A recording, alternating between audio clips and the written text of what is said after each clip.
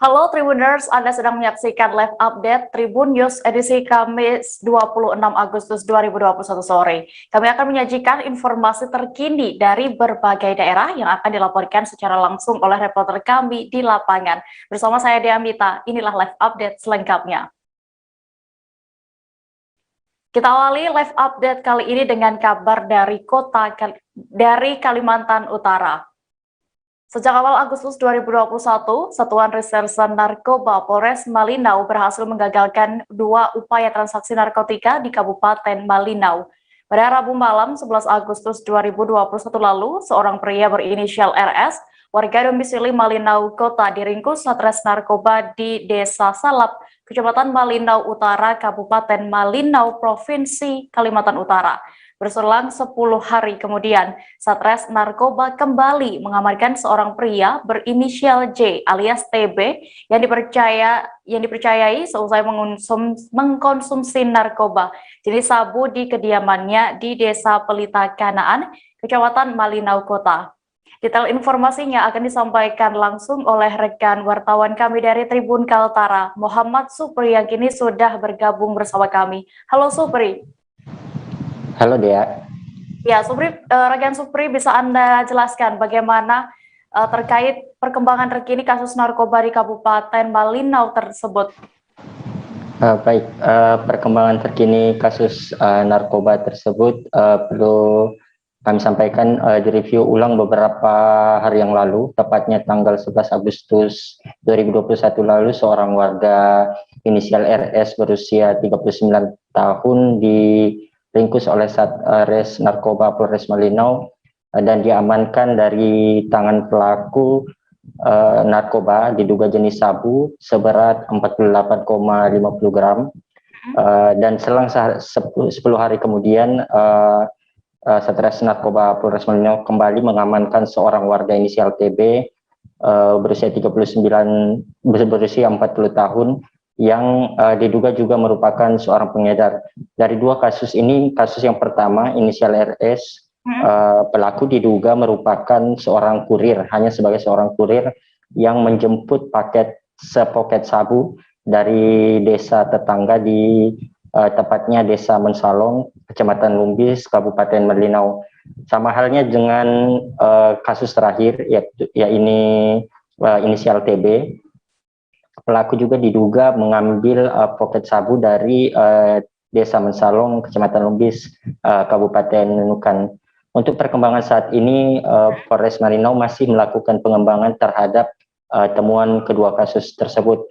Namun yang untuk kasus terakhir, inisial TB, yang diamankan bersama dengan 13, sekian gram sabu. Seusai pengembangan, polisi turut menahan seorang rekan dari pelaku, inisial B, usia 24 tahun, diduga turut terlibat dalam mengecer narkoba jenis sabu ke Kecamatan Malinau Kota dan Kecamatan Mentarang. Demikian dia. Iya, lalu berdasarkan informasi yang Anda himpun, ini juga tadi memang di bulan Agustus ini sudah ada 2 transaksi narkoba yang berhasil digagalkan. Lalu sebenarnya apakah memang di Malinau sendiri ini rawan dengan peredaran narkoba, Supri?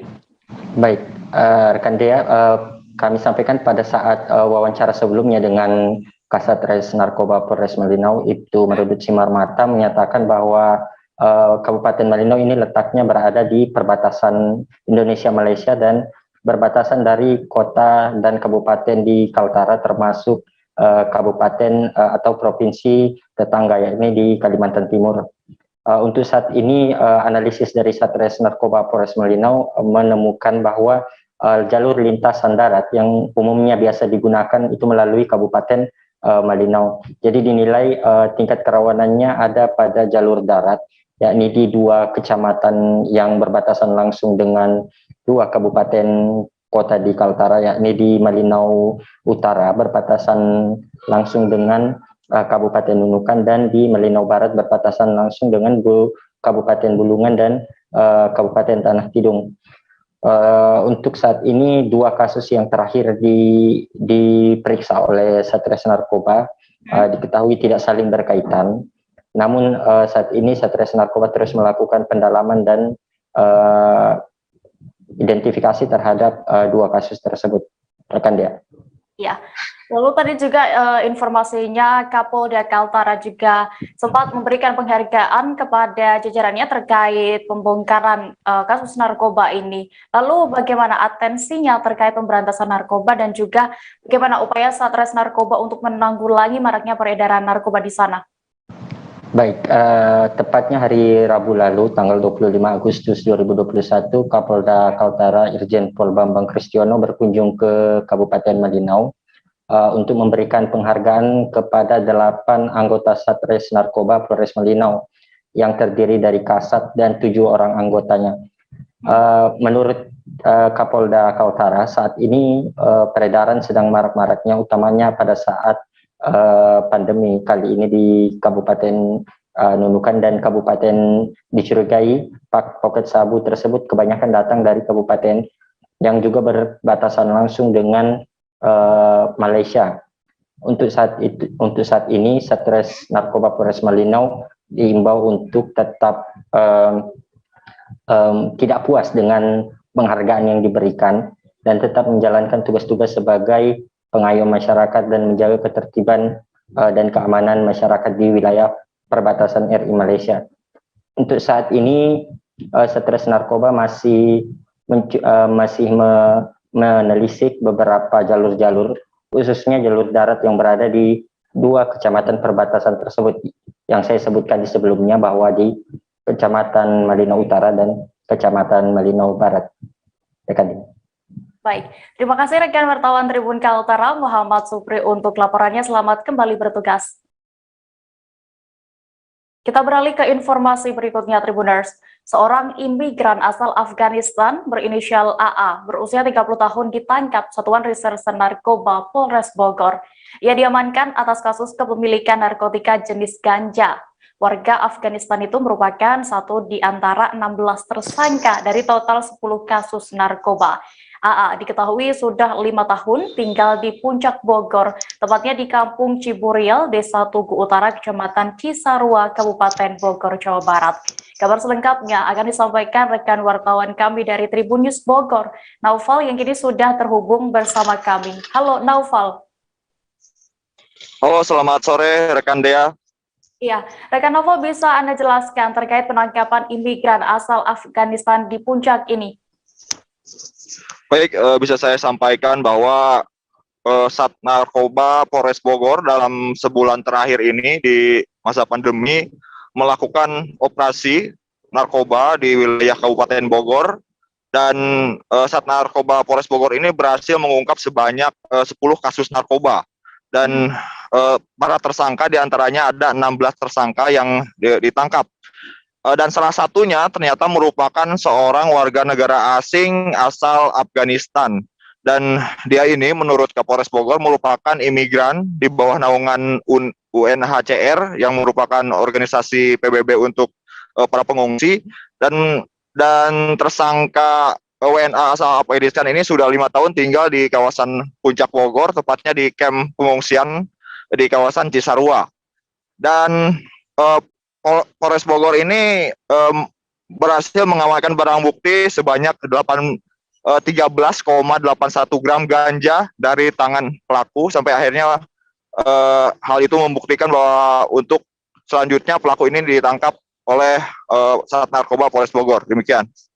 Oke, Naufal, tadi juga disebutkan bahwa pelaku ini tersangka dari Afghanistan ini juga sudah tinggal selama 5 tahun di Indonesia. Lalu berdasarkan pengakuannya saat ditangkap, sudah berapa lama yang bersangkutan ini menggunakan narkoba? Baik, berdasarkan pemeriksaan dari pihak Polres Bogor terhadap tersangka WNA asal Afghanistan berinisial AA ini, tersangka sudah menggunakan sabu sekitar 2 tahun. Dan menurut Sat Narkoba Polres Bogor, tersangka ini pernah diperiksa terkait narkoba tahun lalu.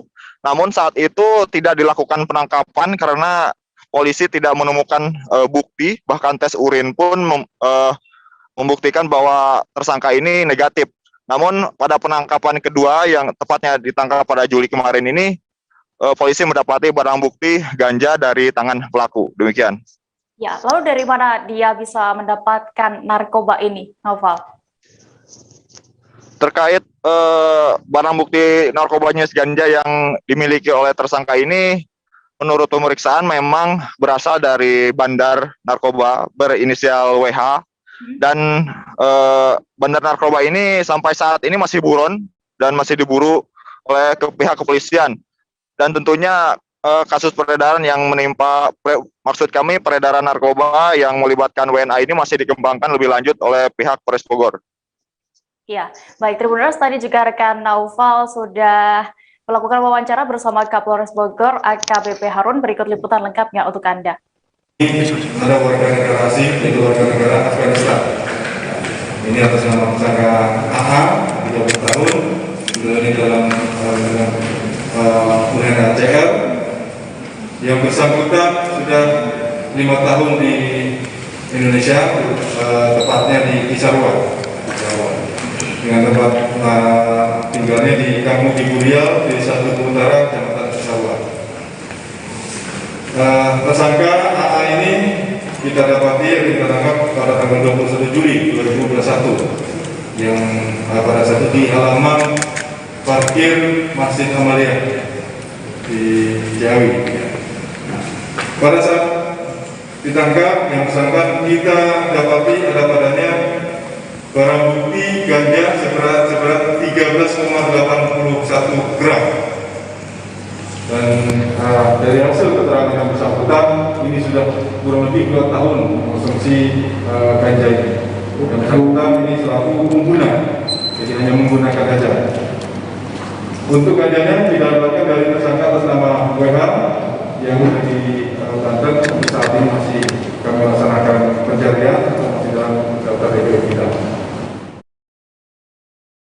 Para sopir angkutan kota atau angkot di Kota Ambon melakukan aksi mogok beroperasi. Akibatnya para penumpang terlantar di sejumlah titik di Kota Ambon. Sejumlah ruas jalan di Kota Ambon juga seketika sepi pasca aksi mogok ratusan sopir angkutan kota. Aksi mogok ini dilanjutkan dengan aksi unjuk rasa di kantor DPRD Kota Ambon di Jalan Rijali hari ini Kamis 26 Agustus. Untuk mengetahui lebih detailnya, sudah bergabung bersama kami rekan jurnalis Tribun Ambon, Dedi Aziz, yang akan menyampaikan laporan. Halo Dedi. Ya, halo rekan Dea. Ya rekan Dedi, berdasarkan pantauan Anda tadi di lokasi, bagaimana bisa Anda gambarkan jalannya demonstrasi oleh ratusan sopir angkot ini? Ya, terima kasih rekan Dea. Mengenai aksi demonstrasi yang dilakukan oleh sejumlah sopir angkot di Kota Ambon ini memang diawali dengan mereka berkumpul di bawah jembatan Merah Putih Kota Ambon, di mana jembatan Merah Putih tersebut merupakan salah satu titik kumpul banyaknya supir-supir angkot di Kota Ambon. Kemudian mereka bergerak ke depan kantor DPRD Kota Ambon di Jalan Rijali Kota Ambon. Lalu kemudian mereka melakukan pemblokadaan jalan di depan kawasan tersebut. Setelah itu mereka menyetop teman-teman rekan-rekan supir angkot yang lainnya yang sedang melintas untuk mengikuti jalannya aksi demonstrasi atau seruan aksi yang mereka lakukan. Begitu rekan Dea. Iya, melakukan aksi mogok beroperasi dan juga melakukan demonstrasi. Apa sebenarnya yang menjadi tuntutan para sopir angkot ini? Iya, terima kasih rekan Dea. Memang dari pantauan Tribun Ambon tadi, dari pantauan kami tadi, masa aksi memang melakukan mogok untuk melayani masyarakat seperti itu karena memang menyusul adanya kebijakan penghapusan bahan bakar jenis premium di Kota Ambon. Seperti yang diketahui bahwa untuk di Indonesia sendiri di Kota Ambon masih diberlakukan atau masih diedarkan bahan bakar jenis premium, namun memang para supir angkot ini tidak mengetahui akan dihapuskannya bahan bakar jenis premium. Selain itu juga naiknya harga dari bahan bakar jenis Pertalite khusus sebesar Rp1.000 seperti itu, Dea. Ya, lalu bagaimana dampaknya saat para sopir angkot ini melakukan demonstrasi di Kota Ambon?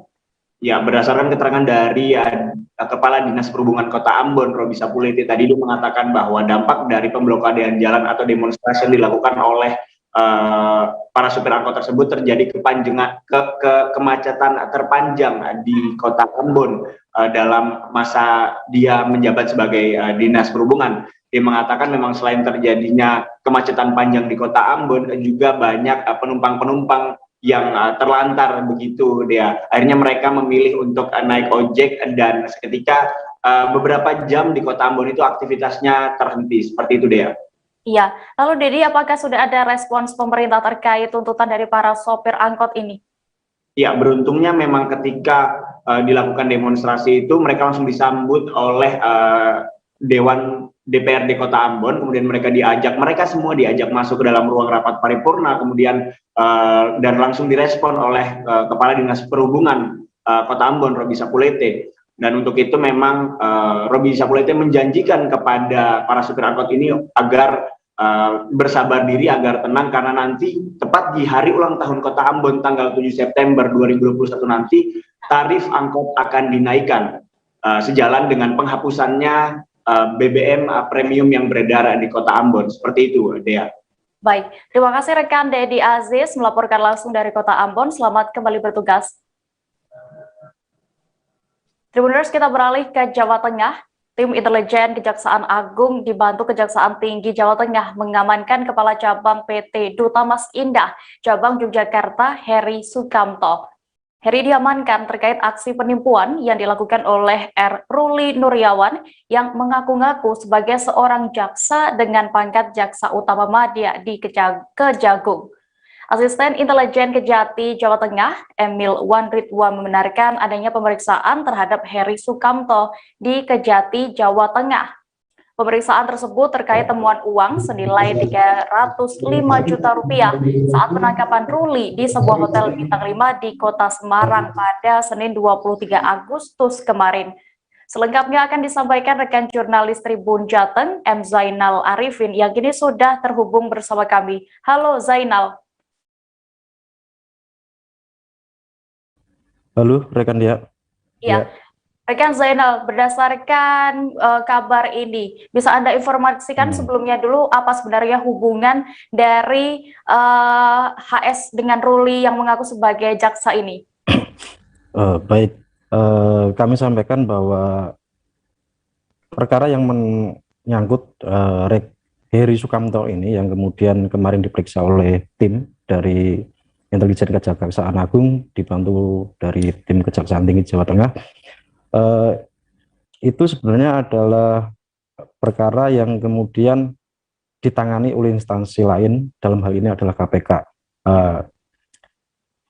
Heri ini kemudian meminta pertolongan, minta bantuan kepada Ruli untuk yang sebagaimana diketahui Ruli ini kan posisinya mengaku-ngaku sebagai jaksa. Diketahui Ruli mengatakan bahwa dia mampu menangani perkara yang dihadapi oleh Heri sebagaimana yang ditangani oleh KPK, sehingga nanti perkaranya akan hilang. Dari hal itu kemudian Heri memberikan atau meminta tolong kepada Ruli untuk menangani perkara yang di sana. Seperti itu, rekan dia. Iya. Lalu bagaimana kronologinya Heri ini bisa akhirnya diperiksa oleh Kejaksaan Tinggi Jawa Tengah? Zainal. Iya, pemeriksaan terhadap Heri sendiri ini adalah pengembangan dari penangkapan terhadap jaksa gadungan yaitu Ruli.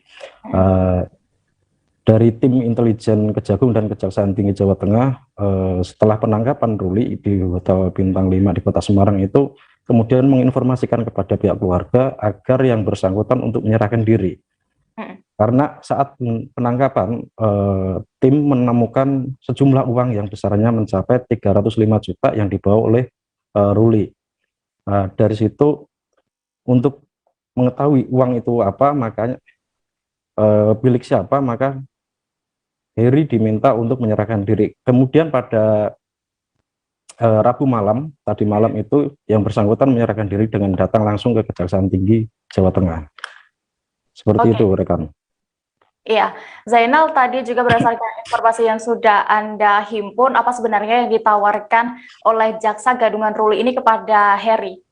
Ya, sebagaimana yang saya sampaikan tadi, rekan dia, Ruli ini mengaku sebagai jaksa di Kejaksaan Agung, yang kepada Heri, Ruli juga mengaku bahwa pernah ditugaskan di KPK, sehingga dia bisa menangani perkara yang ada di sana. Dari pertemuan keduanya, dari keterangan yang diperoleh dalam pemeriksaan tadi malam, hubungan keduanya baru terjalin kurang lebih dalam waktu 2,5 bulan ini. Akan tapi oleh Heri, entah karena faktor apa, dia percaya dengan apa yang disampaikan oleh jaksa gadungan, yaitu Ruli Nuryawan itu. Dia meminta untuk kasus yang ada di KPK untuk ditangani, dalam artian para penyidik di sana untuk dipengaruhi sehingga kasusnya bisa diselesaikan dengan di bawah meja, seperti itu. Oke, rekan Zainal, apakah juga sudah ada informasi terkait bagaimana kelanjutan kasus ini nantinya? Ya, dari keterangan yang kita peroleh dari baik itu Direktur Ajam Intel Kejagung Pak Joni Manurung maupun As Intel Kejaksaan Tinggi Jawa Tengah Bapak Emil Wan Ridwan, bahwa kasus ini saat ini dibawa langsung ke Jakarta untuk ditangani oleh Kejagung. Selanjutnya akan dikoordinasikan dengan pimpinan di sana, apakah itu nanti ada pengembangan lebih lanjut atau langsung diserahkan kepada pihak kepolisian. Karena yang bersangkutan, ya ini Heri Sukamto, adalah posisinya sebagai swasta, sehingga untuk perkaranya sangat dimungkinkan untuk diserahkan kepada pihak kepolisian. Seperti itu. Oke, Tribuners, tadi rekan Zainal juga sudah berhasil mendapatkan keterangan dari As Intel Kejati Jawa Tengah, Emil Wan Ridwan. Berikut liputan lengkapnya untuk Anda. Bahwa terkait pengembangan kegiatan dilakukan oleh teman-teman dari Kejaksaan Agung dan Kejaksaan Tinggi Jawa Tengah, memang saya membenarkan ada temuan uang senilai 305 juta rupiah, dan barusan kami melakukan klarifikasi terhadap saudara H yang membenarkan bahwa uang itu berasal dari yang bersangkutan. Ya, jadi itu klarifikasi kami terhadap yang bersangkutan. Untuk lengkapnya nanti akan kita sampaikan. Saya kira itu saja ya, teman-teman ya. Terima kasih, Pak. Direktorat Narkoba Kepolisian Daerah Sulawesi Selatan mengungkap sindikat narkoba di Kota Makassar. Pengungkapan itu berlangsung saat penggerbekan di sebuah hotel di Kota Makassar.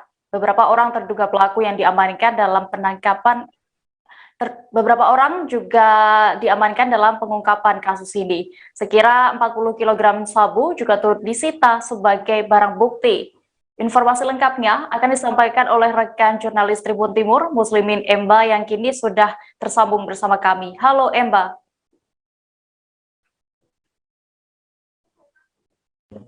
Ya, Dea. Iya. Selamat sore.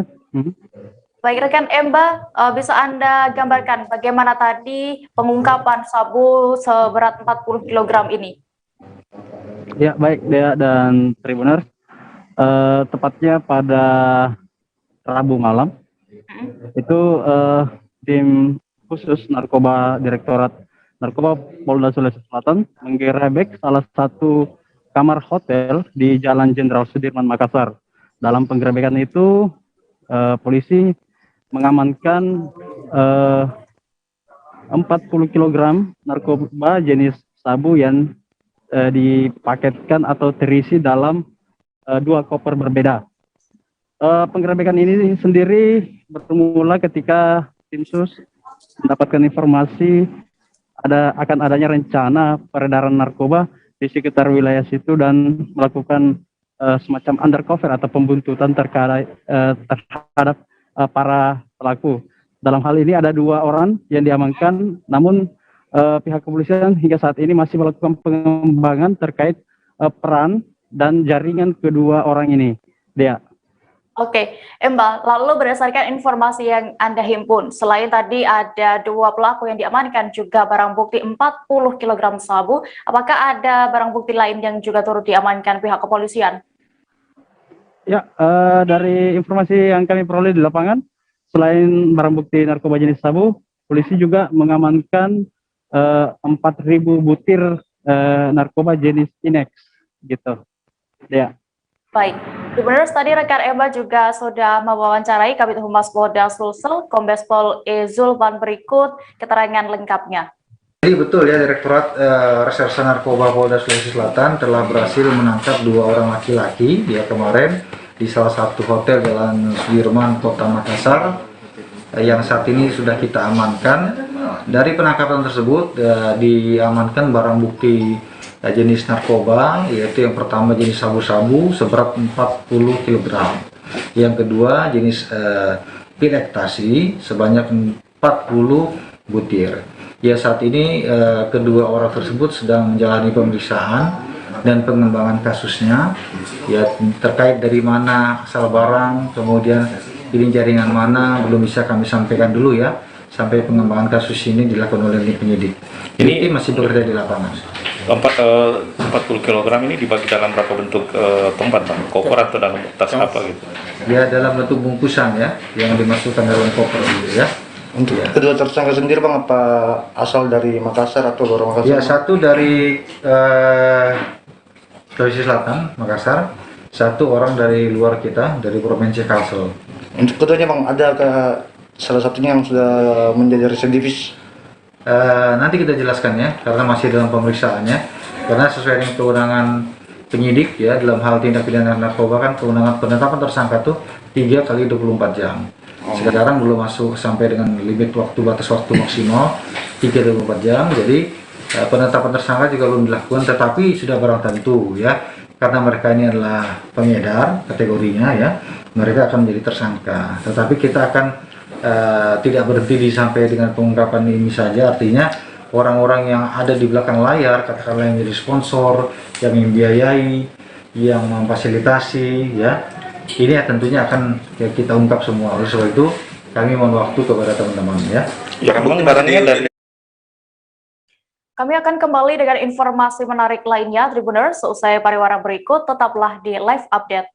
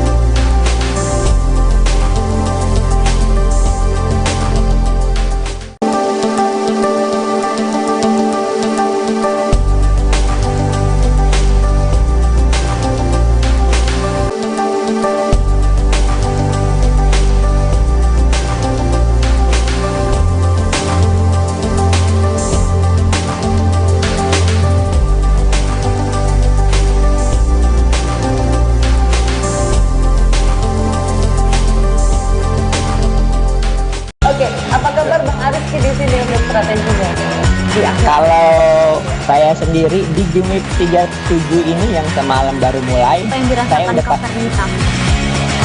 sebenarnya aku nggak ngerasa itu penangkapan atau penggerebegan atau apapun itu, karena gini loh, posisinya aku kriteria. Jadi kita mengenal disebut dengan stroke yang tidak berdarah dengan stroke yang berdarah. Stroke yang tidak berdarah itu biasanya ditandai dengan adanya penyumbatan. Kalau itu penyumbatan di sini mungkin pikirnya tidak ke situ kali ya, tapi kalau di Korea atau di Kamboja itu ada beberapa paper yang saya itu mas ya dulunya tukang koran. Oh gitu ya, tukang koran ya, saya baca ya Pak, tuh kan pernah baca kan ya. Jadi kalau saya jadi tangga itu udah bersyukur banget si anak ini dijadikan sebagai tersangka begitu ya. Kalau ini kita bicara yang di luar kasus Sebongombo ya, dengan nama hujan shower, di mana terdapat batas jelas antara daerah hujan dan tidak hujan yang biasanya terjadi pada fase awal mature stage atau tahap berbahaya itu Kang. Jadi mulai artinya terjadinya perlembekan. Nah itu untuk penetrasi akan sulit gitu ya. Dok, saya ini menurut saya memang tidak mudah, bukan urusan tanah diambil. Kalau misalnya Amerika Serikat sekarang, Rasulullah mengatakan dalam sebuah hadis bahwa berpuasa di 6 hari Syawal itu. Oke, apa kabar Bang Arif di sini untuk strateginya? Kalau saya sendiri di Gimik 37 ini yang semalam baru mulai, saya udah sebenarnya aku nggak ngerasa itu penangkapan atau penggerebegan atau apapun itu, karena gini loh, posisinya kriteria. Jadi kita mengenal disebut dengan stroke yang tidak berdarah dengan stroke yang berdarah.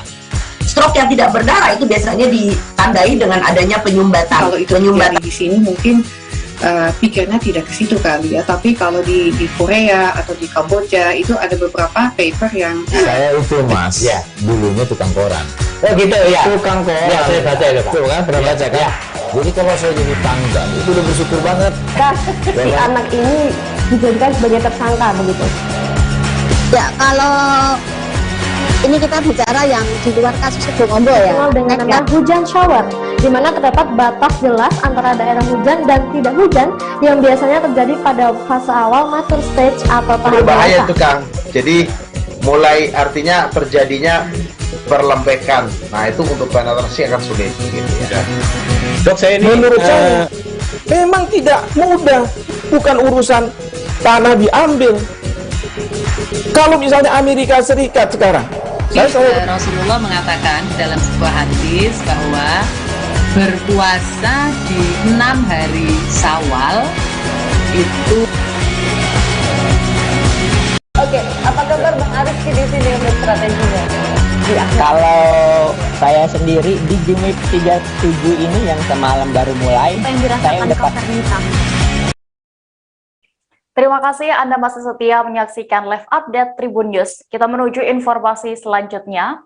Salah satu tersangka kasus dugaan korupsi dana hibah pembangunan Masjid Raya Sriwijaya, Ahmad Nasuhi, dibawa oleh petugas dari Kejaksaan Tinggi Sumsel keluar dari rutan pada Selasa 25 Agustus. Tersangka Ahmad Nasuhi dibawa petugas ke Jati Sumsel untuk melakukan medical check-up di RSMH Kota Palembang. Hal tersebut terkait permohonan pemeriksaan kesehatan pada tersangka Ahmad Nasuhi oleh tim kuasa hukumnya beberapa waktu lalu. Kuasa hukum menegaskan pemeriksaan ini tidak bermaksud untuk menghambat proses hukum yang tengah dijalani oleh kliennya. Informasi lengkapnya akan disampaikan rekan jurnalis Sriwijaya Post, Nisha, yang kini sudah tersambung bersama kami. Halo Nisha.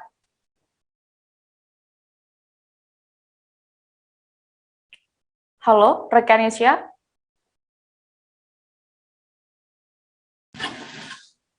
Ya, siap Dea. Terima kasih Dea. Ya, rekan Nisha, bisa Anda informasikan lebih detailnya bagaimana kondisi dari tersangka Ahmad Nasuhi ini pasca dilakukan pemeriksaan di RSMH Kota Palembang? Oke, baiklah saudara Dea. Memang benar kalau tersangka Ahmad Nasuhi itu kemarin sempat dibawa ke rumah sakit RSMH untuk dilakukan pengecekan. Namun saat kita konfirmasi terkait hal itu pada kuasa hukum tersangka, pihak kuasa hukum tersangka itu belum bisa memberikan secara detail karena belum ada surat resmi dari pihak kedokteran. Begitu saudara. Oke. Lalu ini Nisha, Anda juga melihat waktu itu saat tersangka Ahmad Nasuhi ini keluar dari rutan Pakjo Palembang. Bagaimana terlihatnya kondisi fisik tersangka Ahmad Nasuhi saat itu? Oke, kalau untuk secara fisik terlihat jelas kalau Bapak Ahmad Nasuhi ini terlihat baik-baik saja ya, karena dari rutan menuju mobil ambulan itu Pak Ahmad Nasuhi tidak menggunakan kursi roda atau perlu bantuan alat medis lainnya. Yang bersangkutan itu hanya berjalan seperti biasa dan seperti orang sehat. Namun yang bersangkutan tidak memberikan komentar terkait itu. Oke, lalu apakah ada tanggapan dari pihak Kejati Sumsel mengenai pemeriksaan kesehatan oleh tersangka Ahmad Nasuhi ini, Nisha? Oke deh, untuk dari Kejati Sumsel sendiri saat kita konfirmasi kepada Kasih Penkum Kejati, Pak Haidirman mengatakan pihaknya juga belum bisa memastikan terkait pemeriksaan itu. Pasalnya hingga saat ini pihak Kejati Sumsel belum juga menerima surat resmi dari pihak dokter yang melakukan pemeriksaan pada tersangka Ahmad Nasuhi. Begitu deh ya. Baik, Tribuners, tadi rekan Nisha juga berhasil melakukan wawancara bersama kuasa hukum tersangka Ahmad Nasuhi, yakni Redo Junaidi dan juga Kasih Penkum Kejati Sumsel, Kaidirman. Berikut liputan lengkapnya untuk Anda. Oh benar, klien kita Ahmad Nasuhi hari ini dibawa ke rumah sakit? Ya, benar. Jadi kami itu kemarin mendapatkan surat balasan bahwa dari pihak Kejaksaan Tinggi itu menyetujui klien kami untuk pemeriksaan check up kesehatannya termasuk CT scan di rumah sakit pemerintah, rumah sakit umum, rumah sakit Mama Husin. Pemeriksaan itu langsung rawat inap atau bagaimana Kak? Kami tidak bisa memastikan, kita lihat dulu perkembangannya karena hari ini kan check up. Nah, hasil dari check up seperti apa pendapat dokter nanti yang menyimpulkan, bukan kalian bidang kami kan. Artinya apa? Ini untuk meng-cross check bahwa apa yang kami sampaikan sebelumnya bahwa klien kami sempat hilang ingatan itu bahwa benar adanya. Kenapa benar adanya? Ini kami bawa data-data faktanya. Nah ini, perlihatkan nih. Ini foto klien kami pada waktu menjalani operasi di Singapura. Nah ini salah satu cairan ininya hidrocephalusnya. Nah ini foto dia pada waktu menjalani operasi. Oke, berarti selama ini memang sehari-hari dalam kesehariannya emang Bapak ini sering melakukan medical check up ya Kak? Ya, dia memang rutin mengadakan medical check up. Seharusnya itu berapa kali dalam satu bulan? Berkala dia nyasi dan indahnya setahun itu ada 2 kali atau 3 kali. Kenapa? Karena ini kan sakit mengenai di bagian kepala, di bagian otak kan, bahwa mengenai kasus kan pastinya itu membawa beban secara pikiran kan. Nah beban secara pikiran yang itu berimbas kepada sakit yang pernah dia lewati kan. Apalagi itu kan sakitnya itu yang aneurisme itu, yang di cooling itu kan harus diadakan check up rutin. Yang pembengkakan pembuluh darah itu. Kenapa? Karena pembengkakan pembuluh darah itu kalau makan nggak dikontrol, tekanan darahnya tinggi, nah itu bisa pecah. Ditambah lagi ada beban pikiran segala macam itu. Tersangka AN sesuai dengan permohonan hari ini dilakukan pemeriksaan atau check up terhadap bersangkutan ke Rumah Sakit Umum Muhammad Hussein Palembang. Hal itu dilakukan memenuhi permintaan yang bersangkutan mengecek kesehatan. Tadi dilakukan dimulai dibawa dari rutan dan dikawal oleh penyidik kita sendiri sekira pukul 10.00 dan pemeriksaan oleh dokter bertepatan dengan itu sekitar pukul 12.30 hingga kembali ke rutan pada pukul 14.15. Berarti tidak dilakukan rawat inap ya Pak ya? Nah jadi begini, hasilnya belum kita lihat saja nanti, karena hasilnya nanti tentu akan sampai secara resmi oleh pihak yang melakukan pemeriksaan tersebut. Tapi kita lihat apa hasilnya, tentu hasil itu nanti tetap akan dikaji oleh pihak penyidik. Penyidik kan akan memberikan pendapat nanti bagaimana tentang hasil itu. Beralih ke Provinsi Sumatera Selatan, Tribuners, pemberlakuan PPKM level 4 di Kota Palembang diperpanjang sejak 24 Agustus kemarin hingga 6 September 2021 mendatang. Meski begitu, pemerintah Kota Palembang mendapat kelonggaran terhadap pelaksanaan PPKM level 4 di sana. Mengenai hal itu, Kapolrestabes Palembang, Kombes Pol Irfan Prawira Satyaputra mengingatkan kepada masyarakat untuk jangan terlalu euforia dengan kelonggaran tersebut. Detail informasinya akan disampaikan langsung oleh rekan wartawan Tribun Sumsel, Sinta Anggraini, yang kini sudah bergabung bersama kami. Halo Sinta.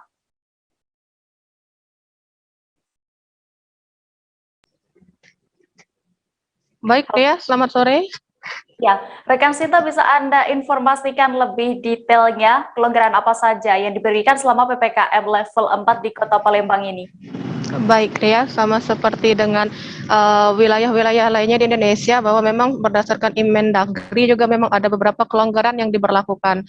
Untuk Sumatera Selatan sendiri memang masih diberlakukan PPKM level 4, namun mendapat sejumlah kelonggaran, diantaranya berbagai sektor, yakni mal yang sudah mulai beroperasional normal seperti biasa, yakni mulai dari pukul 10 sampai pukul 8 malam, di mana pengunjung mal juga masih tetap dibatasi 50%, namun untuk kafe dan restoran sudah boleh untuk makan di tempat meskipun dengan kapasitas 25% pengunjung seperti itu. Dan juga memang tempat-tempat ibadah juga sudah mulai dibuka kembali untuk melakukan ibadah berjamaah. Hanya saja memang dengan kapasitas sekitar 50%, atau kalau untuk per orang itu sekitar 30-50%. Begitu deh ya. Oke, rekan Sinta, berdasarkan informasi yang Anda himpun juga pantau ini, adakah sektor yang menjadi perhatian khusus ini bagi Satgas untuk ditertibkan saat penerapan PPKM level 4 di Palembang? Baik, memang dalam pelaksanaannya Kapolrestabes Palembang sendiri mengakui bahwa memang menemui sejumlah hambatan dalam menerapkan PPKM level 4 di Kota Palembang, khususnya bagi pengelola kafe ataupun restoran, karena memang masih dalam faktanya juga banyak ditemukan adanya pelanggaran, misalnya banyak pengelola kafe yang masih menerima pengunjung padahal pada saat itu memang tidak diperbolehkan untuk makan di tempat itu, dan juga batas pengunjung juga sudah melebihi dari kapasitas yakni 25%, seperti itu deh. Oke, lalu bagaimana dengan respons masyarakat ini dalam menyikapi adanya kelonggaran selama PPKM kali ini?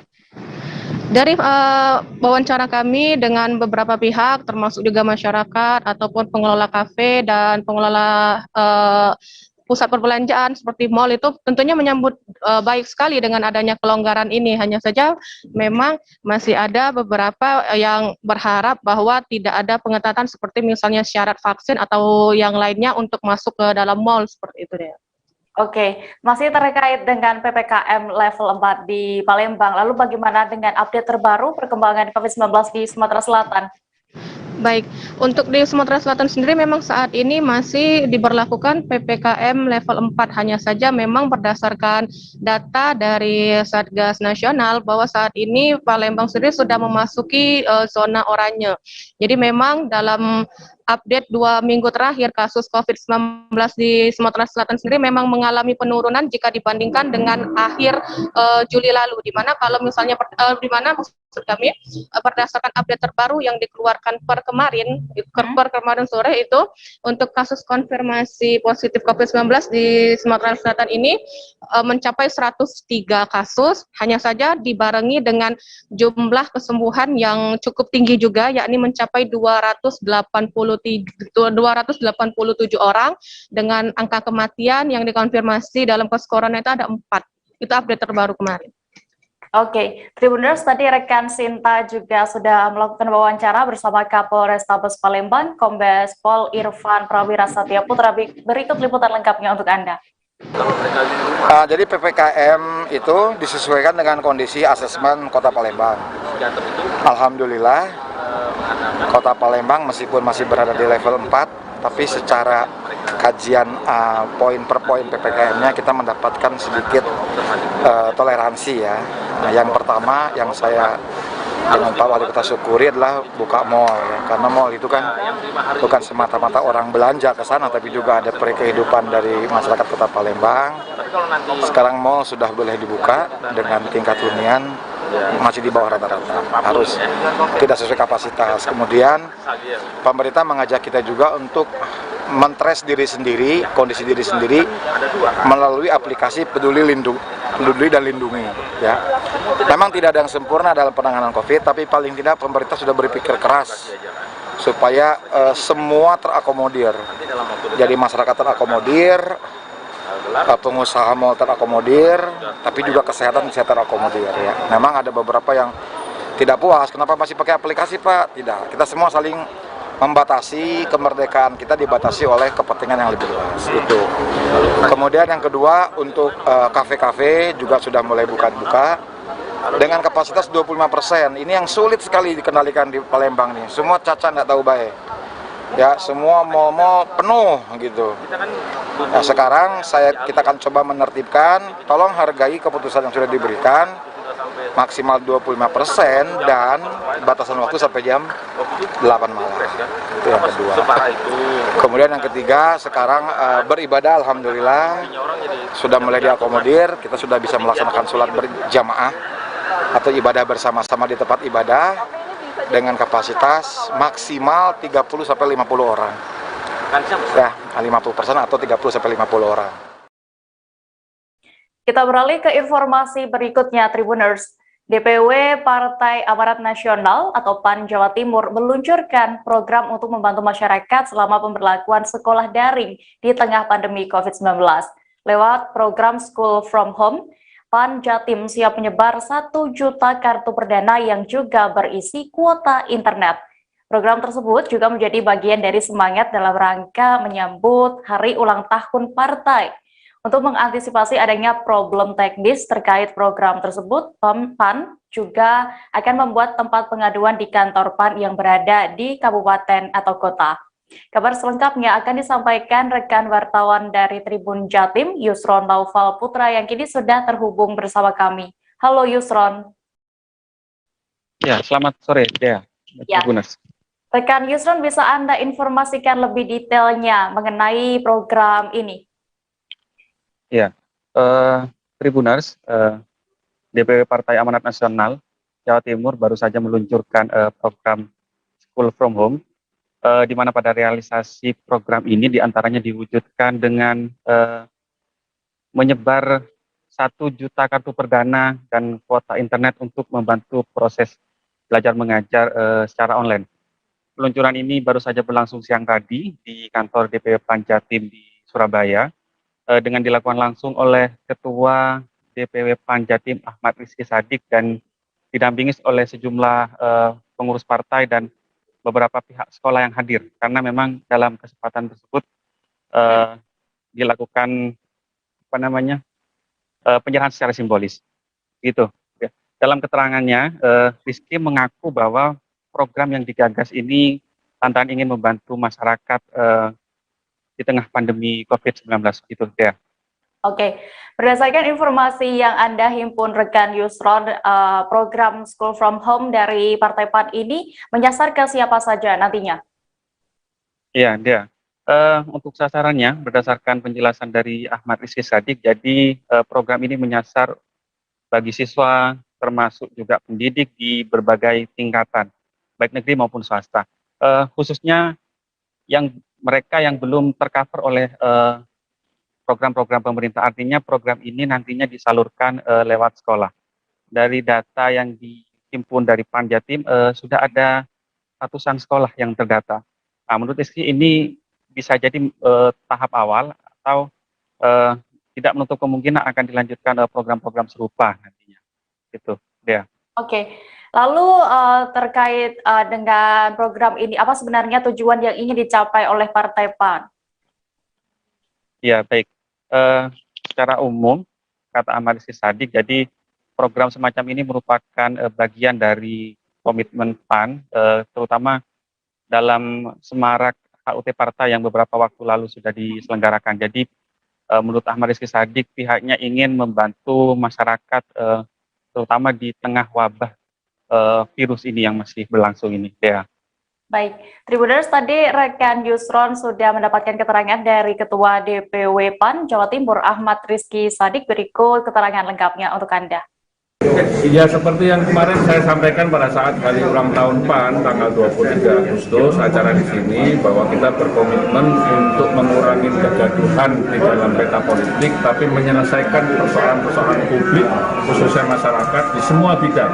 Nah, kalau kemarin kita sudah menjalankan tentang sembako, vaksinasi, tentang santunan anak yatim dan lain sebagainya, hari ini kami mendeklarasikan untuk membagikan setidaknya 1 juta kartu untuk kuota belajar School from Home bekerjasama dengan Mail Network, yang ini kemudian backup dari orang-orang yang saya kira mau berbagi untuk mempermudah akses pendidik maupun para siswa-siswa didik dalam menjalankan sekolah dari rumah ataupun sekolah-sekolah online. Total ada berapa ya?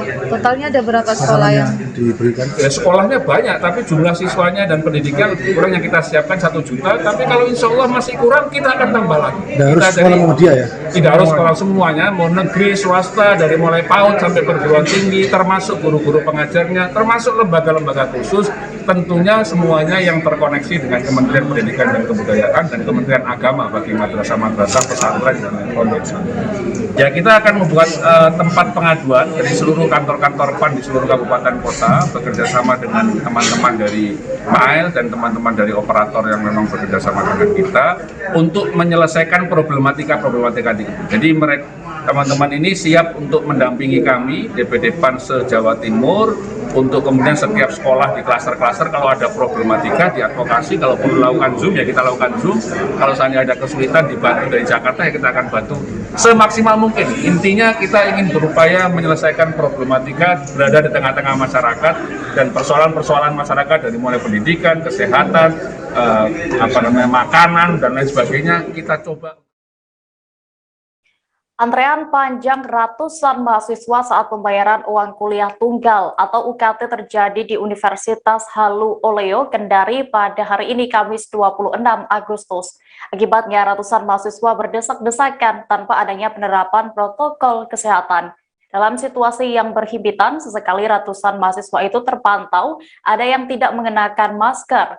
Banyak dari mereka yang sudah antre sejak pagi, namun hingga siang hari tidak kunjung dipanggil petugas. Untuk mengetahui lebih detailnya, sudah bergabung bersama kami rekan jurnalis Tribun News Ultra, Husni Hussein yang akan menyampaikan laporan. Halo Husni. Ya, halo Dea, selamat sore.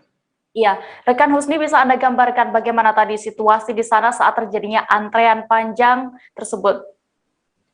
Ya, baik Dea, dapat saya kabarkan bahwa memang tadi telah terjadi antrian panjang yang terjadi di depan, tepatnya di depan Gedung Kuning Universitas Halu Oleo Kendari oleh ratusan mahasiswa tersebut. Kemudian Dea, dari pantauan kami di lapangan tadi memang ratusan mahasiswa ini telah mengantri panjang dari sejak sekira pukul 8.00 waktu Indonesia Tengah hingga pada pukul 16.00 waktu Indonesia Tengah. Dan dari beberapa ratusan dari para mahasiswa ini memang juga terpantau tak mengenakan masker. Begitupun dengan antrian panjang, akhirnya para mahasiswa ini saling berhimpitan tanpa mengindahkan prokes seperti itu, Dea. Iya, Husni, lalu apa sebenarnya yang menjadi sebab antrian ini begitu membludak?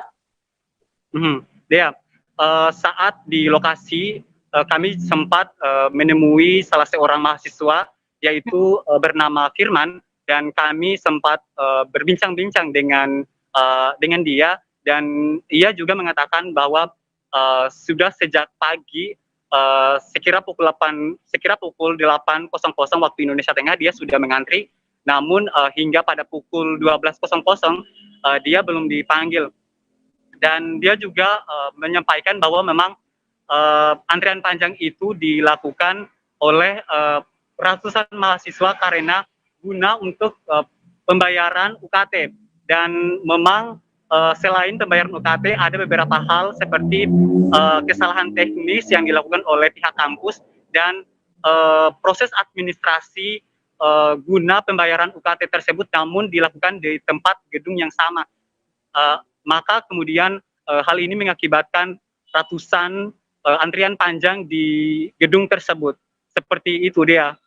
Ya, lalu saat tadi Anda di lokasi rekan Husni, apakah sudah ada tanggapan dari pihak Universitas Halu Oleo terkait antrean panjang ini? Ya, baik Dea. Hingga saat ini Dea belum ada pihak Universitas Halu Oleo Kendari memberikan pernyataan resmi. Namun kami tadi sempat berkomunikasi dengan pihak humas dari universitas tersebut.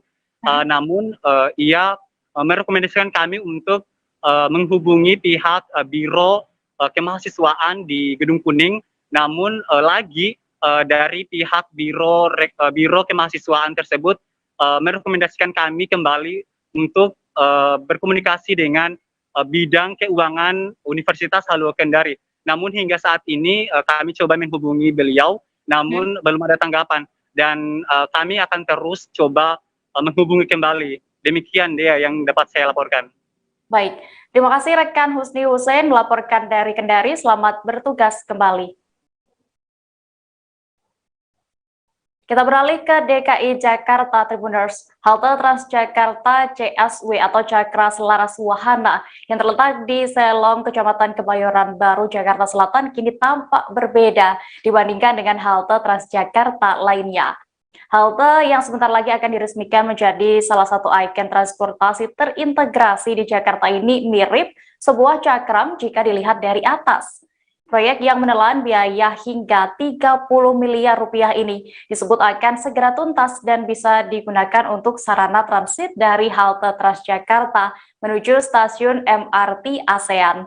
Di samping itu, kini perempatan CSW juga ikut menjadi lokasi favorit baru tempat muda-mudi berfoto ria. Selengkapnya akan disampaikan rekan jurnalis Warta Kota, Budi Samlau-Malau, yang kini sudah terhubung bersama kami. Halo Budi. Halo, selamat sore rekan Dea. Iya, rekan Budi, bisa Anda informasikan apa sebenarnya ini yang menjadi alasan warga lokasi ini menjadi tempat favorit baru mereka untuk berkumpul dan juga berfoto-foto di sana? Ya rekan Dea, dari hasil bincang-bincang saya dengan warga dan juga muda-mudi yang di sana, alasannya menjadi tempat baru mereka berkumpul ada beberapa alasan. Pertama adalah keindahan, keunikan, juga dianggap oleh mereka instagramable gitu. Sehingga banyak muda-mudi yang di sana memang pada akhirnya berfoto ria, berselfie ria, dan ada beberapa juga dari teman-teman yang sekolah fotografi juga menjadikan objek ini menjadi tempat untuk teknis fotografi dia. Karena memang sejak sepekan lalu suasana di perempatan CSW ini menjadi lebih indah gitu dan unik dibandingkan halte-halte Transjakarta lainnya. Demikian rekan Dea yang bisa saya sampaikan. Oke, lalu sejak kapan ini lokasi ini sudah disadari ternyata sudah ramai sekali anak muda dan tempat berkumpul, menjadi tempat berkumpul seperti itu? Sebenarnya lokasi ini sudah mulai menjadi perhatian sejak sekitar 1,5 pekan lalu ya, sekitar 11 Agustus. Hanya saja pada waktu itu memang masih ada PPKM level 4 yang ada di Jakarta sehingga ada pembatasan-pembatasan. Namun setelah ada pelonggaran, menjadi level 3, akhirnya sejak sepekan lalu, terutama malam minggu pekan lalu, itu terjadi keramaian yang cukup banyak menurut salah seorang petugas keamanan di sana yang berjaga 24 jam di 4 halte yang berada di perempatan 4 di sana gitu rekan Dea. Nah, dari keterangan petugas keamanan juga memang ada petugas kepolisian dan Satpol PP yang berjaga di sana bila malam tiba untuk mencegah kerumunan terjadi lebih jauh gitu. Tapi kalau saya dari hasil pantauan saya semalam, sebenarnya banyak warga yang sudah memahami protokol kesehatan di sana. Artinya mereka juga akan mulai menjauh, akan mulai keluar dari lokasi itu kalau memang terjadi keramaian yang cukup padat, yang mungkin harus ditertibkan, mungkin pedagang jualan mungkin yang di sana yang memicu keramaian lebih banyak. Demikian rekan Dea. Oke, baik, terkait halte ini kapan informasi yang Anda dapatkan, kapan halte CSW ini akan resmi beroperasi dan juga apa saja fasilitasnya, rekan Budi? Oke, untuk fasilitas yang ada di sana dari pantauan pandangan mata saya itu di 4 halte yang berputar yang terhubung oleh Skybright, jalan layang yang memutar yang sangat indah, yang ada pendaran warna merah bila dari bawah, itu sudah ada di lantai satunya sudah ada kamera LED untuk informasi bagi pengguna Transjakarta atau MRT gitu. Karena ini kan transit, ada moda transportasinya bisa berpindah dari Transjakarta ke MRT atau MRT ke Transjakarta di setiap lantainya. Lalu di lantai berikutnya ada elevator, ada lift juga dari luar yang bisa ke atas.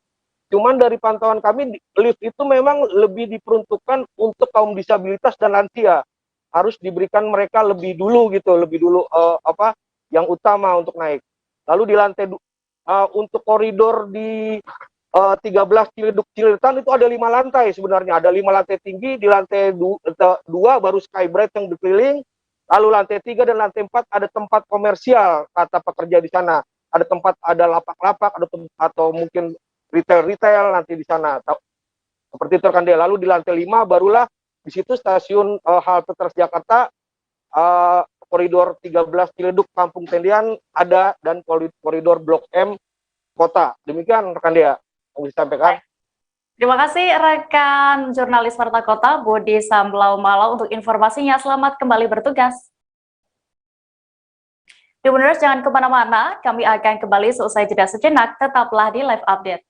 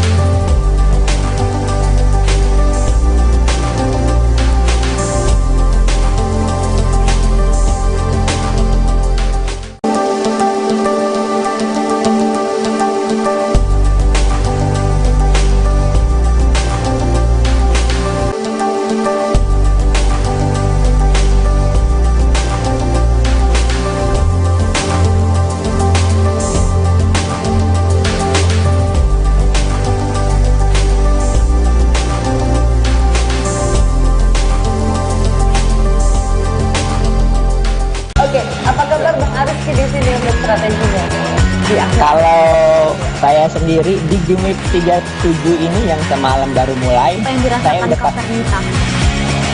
Sebenarnya aku nggak ngerasa itu penangkapan atau penggerebegan atau apapun itu. Karena gini loh, posisinya aku kriteria. Jadi kita mengenal disebut dengan stroke yang tidak berdarah dengan stroke yang berdarah. Stroke yang tidak berdarah itu biasanya ditandai dengan adanya penyumbatan. Kalau itu terjadi di sini mungkin pikirnya tidak ke situ kali ya, tapi kalau di Korea atau di Kamboja itu ada beberapa paper yang saya itu mas, ya dulunya tukang koran. Oh gitu ya, tukang koran. Ya saya baca itu pak. Tuh kan pernah baca kan? Ya. Jadi kalau saya jadi tanggal itu udah bersyukur banget. Si anak ini dijadikan sebagai tersangka begitu. Ya kalau ini kita bicara yang di luar kasus Sebongombo ya. Dengan nama hujan shower, di mana terdapat batas jelas antara daerah hujan dan tidak hujan yang biasanya terjadi pada fase awal master stage atau tahap berbahaya dewasa. itu Kang.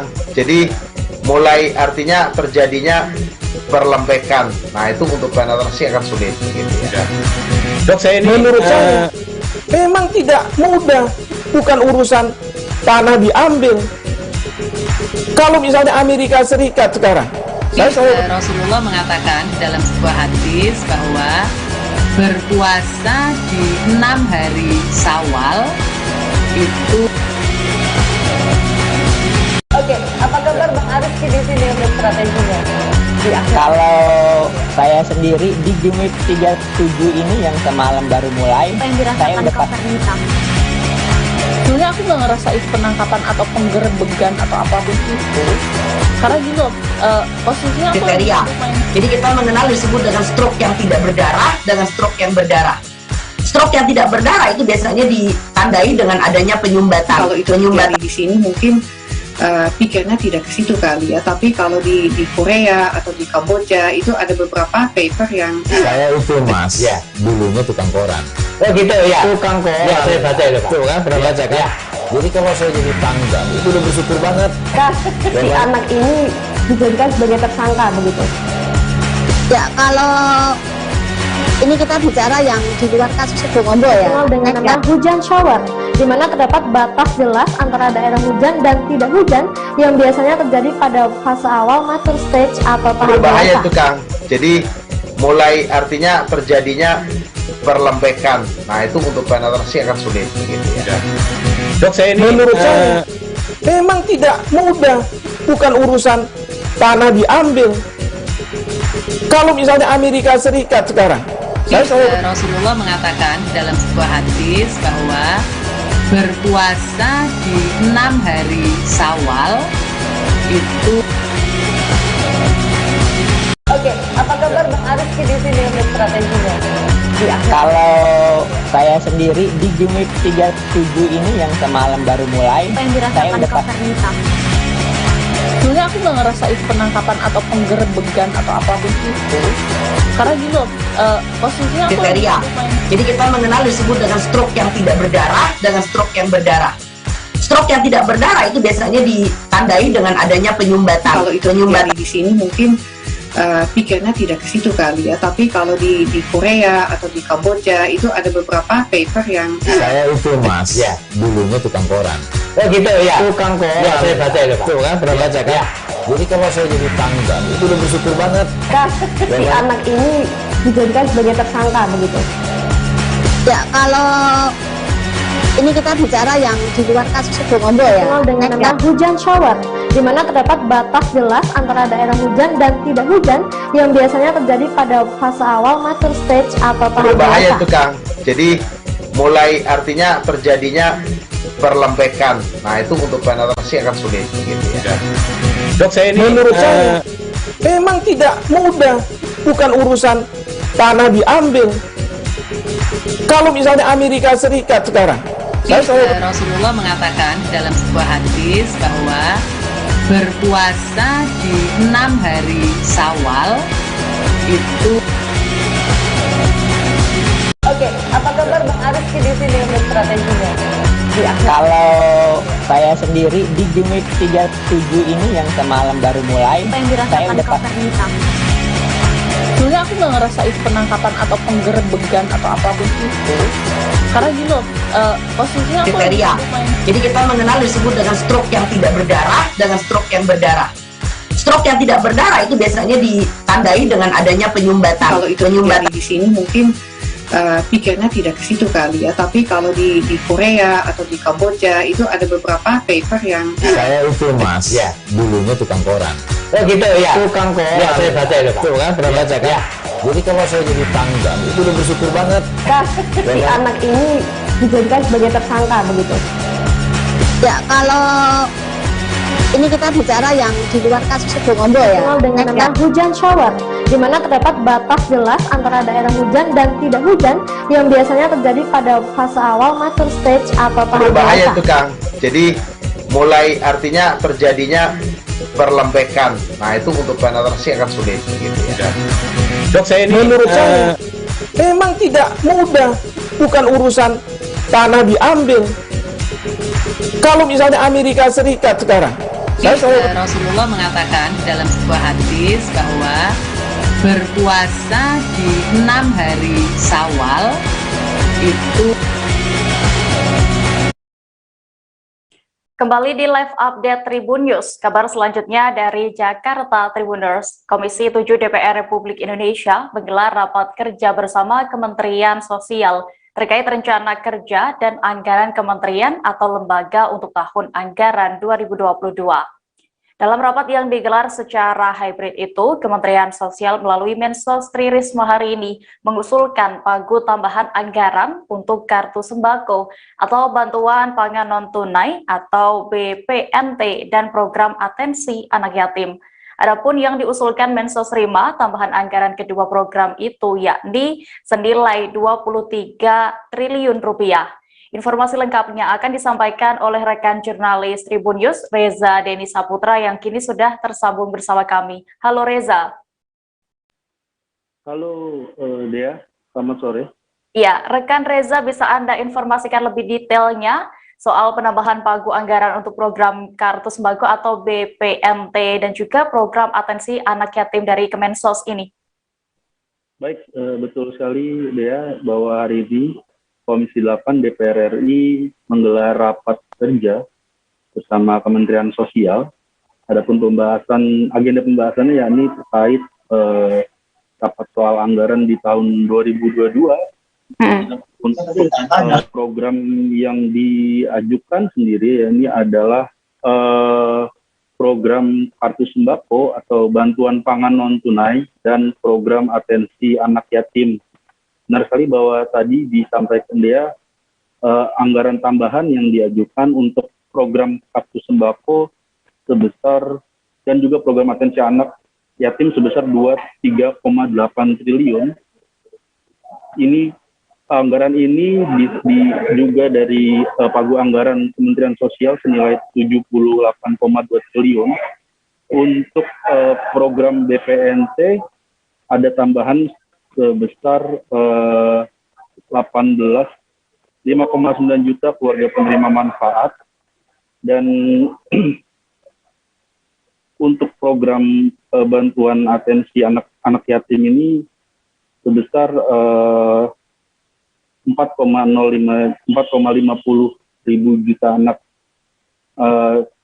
Risma hadir secara langsung di rapat kerja bersama Komisi 8 mengatakan bahwa program ini merupakan program perlindungan sosial bagi masyarakat kurang mampu dan anak yatim.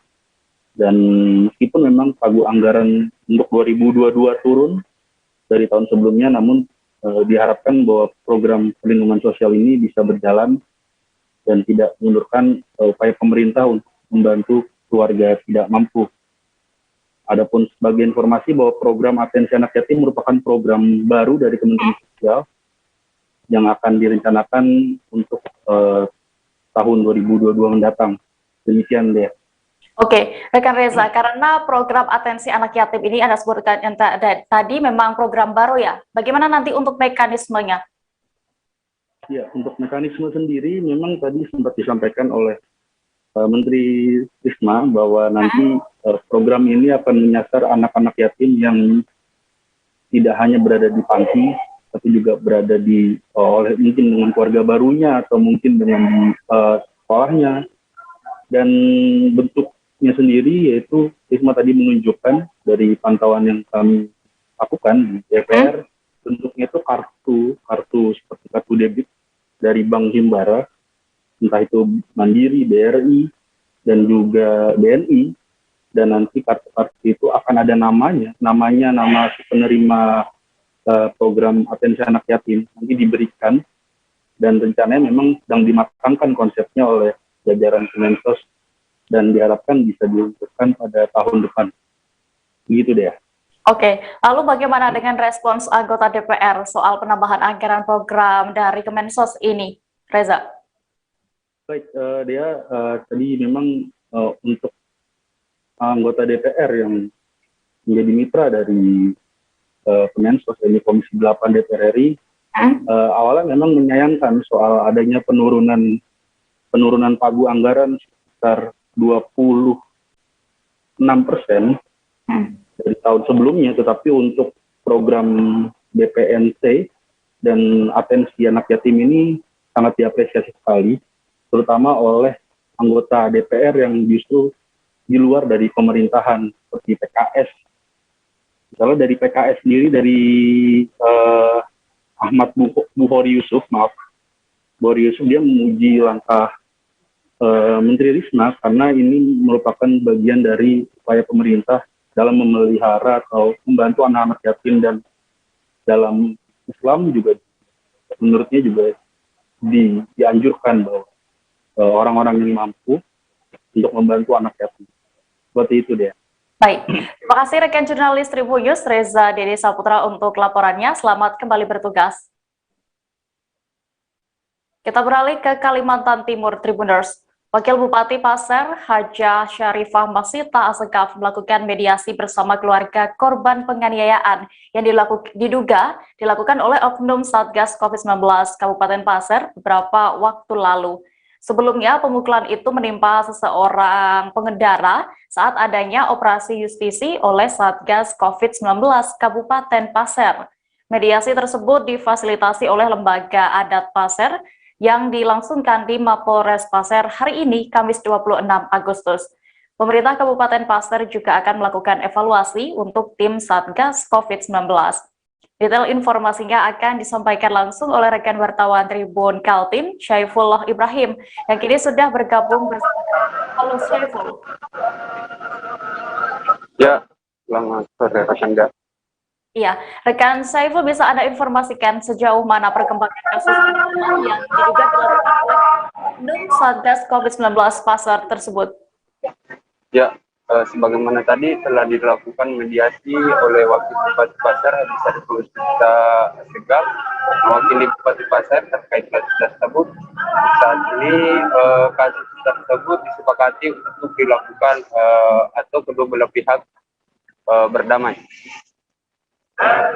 Mediasi tersebut yang dilangsungkan di Mapolres Pasir, dari hasil mediasi korban penganiayaan sepakat untuk melakukan perdamaian dan telah dilakukan pencabutan laporan oleh pihak keluarga. Ya, Oke, Syaful, berarti ini benar ya bahwa yang melakukan pemukulan terhadap pengendara tersebut merupakan oknum Satgas COVID-19 Pasir. Lalu setelah antara korban dan juga pelaku pemukulan ini berdamai secara kekeluargaan, diselesaikan masalahnya, langkah apa yang kemudian akan dilakukan Pemkab Pasir terkait kasus ini? Ya, tentunya dalam hal ini Pemkab Pasir akan tidak semena-mena mengambil keputusan atau memutuskan hukuman bagi pelaku dari instansi pemerintah Kabupaten Pasir.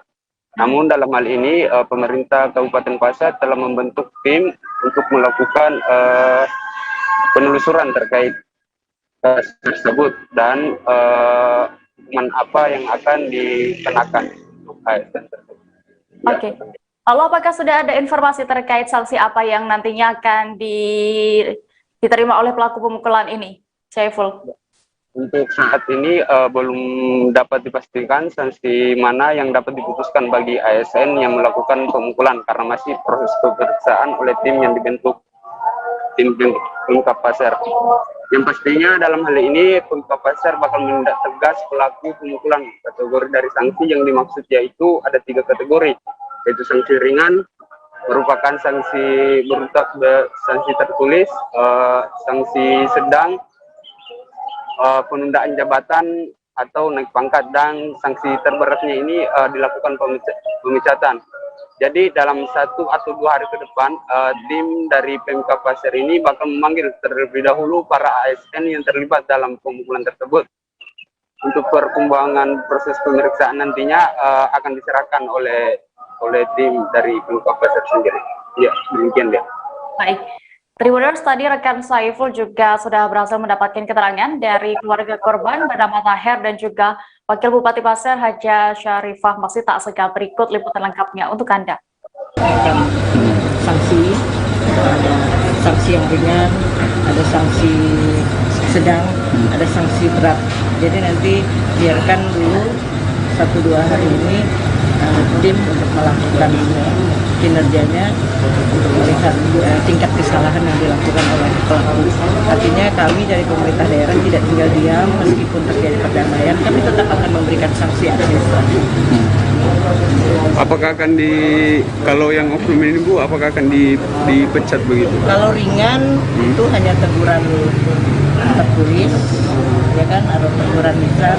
Kalau sedang itu sampai penundaan jabatan, penundaan naik pangkat. Kalau berat sampai pemecatan.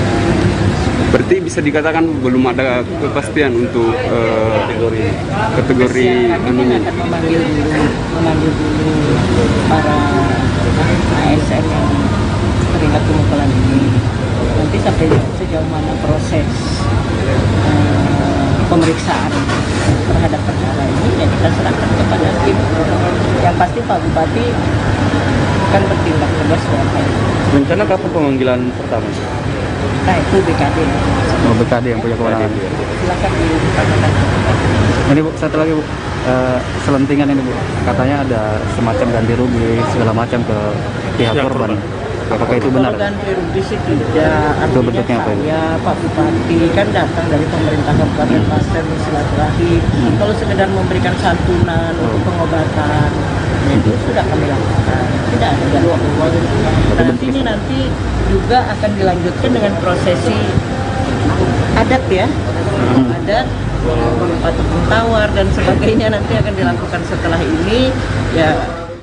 Ini kita mencoba menggunakan lembaga adat yang ada di Kabupaten Pasir yang kami anggap lembaga tertua, yaitu lembaga adat Pasir LAP yang diketuai oleh Pak Haji Ayub. Kemarin saya mewakili pihak keluarga untuk berkoordinasi mencari solusi yang terbaik terkait dengan kasus saudara Aat ini. Alhamdulillah saya langsung ke sekretariat LAP di Tanah Pasir dan di sana menanggapi beliau sebagai ketua LAP memberikan tanggapan yang positif karena beliau juga tadi menyampaikan di dalam bahwa kami orang Pasir ini kami utamakan dulu itu bermusyawarah, dan alhamdulillah pada hari ini yang difasilitasi oleh lembaga adat Pasir yang dihadiri oleh Wakil Bupati yang diwakilkan oleh Pak Bupati, kemudian dari pihak Polres Pasir, dari instansi justisi yang ada di Kabupaten Pasir, semua hadir di dalam forum musyawarah ini. Alhamdulillah kedua belah pihak, pertama dari pihak korban menyepakati berdasarkan arahan dari atau pandangan dari ketua LAP kita untuk bermusyawarah secara keluarga, dan sehingga kita keluar dari ruangan pertemuan kita dari pihak keluarga menyepakati permasalahan ini dengan secara kekeluargaan. Jadi tidak ada lagi riak-riak di luar terkait dengan permasalahan ini karena kami sudah menyelesaikan secara kekeluargaan. Karena tidak orang lain juga dan bukan siapa-siapa juga di Kabupaten Pasir ini, semua kita berkeluarga. Semua kita warga negara Indonesia, kita wajib hukumnya untuk mencari solusi yang terbaik, mencari kedamaian di dalam musyawarah. Kami juga atas nama keluarga. Kabar berikutnya datang dari Jawa Tengah. Kasus coret-coret vandalisme di pojok kota Solo ternyata masih belum berakhir. Polresta Solo kini akan melakukan penyelidikan terhadap siapa pelakunya. Pihak kepolisian berjanji akan mengedepankan pendekatan secara edukasi bagi para pelaku. Terpisah, Wali Kota Solo Gibran Rakabuming Raka mengimbau kepada para pelaku coret-coret tersebut untuk bisa datang kepadanya. Kabar selengkapnya akan disampaikan rekan wartawan dari Tribun Solo, M. Irfan Al-Amin yang kini sudah terhubung bersama kami. Halo Irfan.